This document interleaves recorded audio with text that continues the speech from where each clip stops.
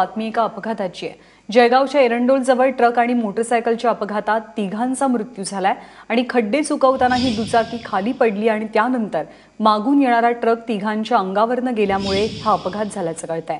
त्यामुळे संतप्त ग्रामस्थांनी रास्ता रोको सुरू केलाय। एरंडोल जवळच्या धारागीर गावाजवळ 1:30 ते 2 वाजताच्या दरम्यान हा अपघात घडलाय।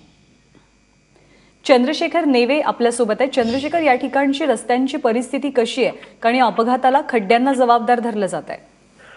ज्ञानदा, या रस्त्यावरती जर आपण पाहिलं तर अनेक मोठमोठे खड्डे आपल्याला या हायवेवरती बघायला मिळतात। अनेक वेळेला लहान मोठे अपघात सुद्धा या ठिकाणी झालेले आहेत, अनेकांचे जीव सुद्धा गेलेले आहेत।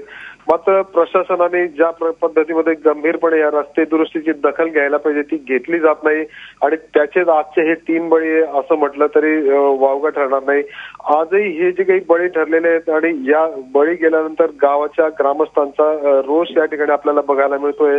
या रस्त्यांची तातडीने दुरुस्ती करावी मागणीसाठी आता या परिसरातले जळू आणि धारागीर गावातले ग्रामस्थ यावेळेला हजारो लोक रस्त्यावरती येऊन थांबलेले आहेत आणि या रस्त्या दुरुस्तीसाठी त्यांनी आता रास्ता रोको केलेला आहे। ज्ञानदा, चंद्रशेखर, धन्यवाद या माहितीबद्दल।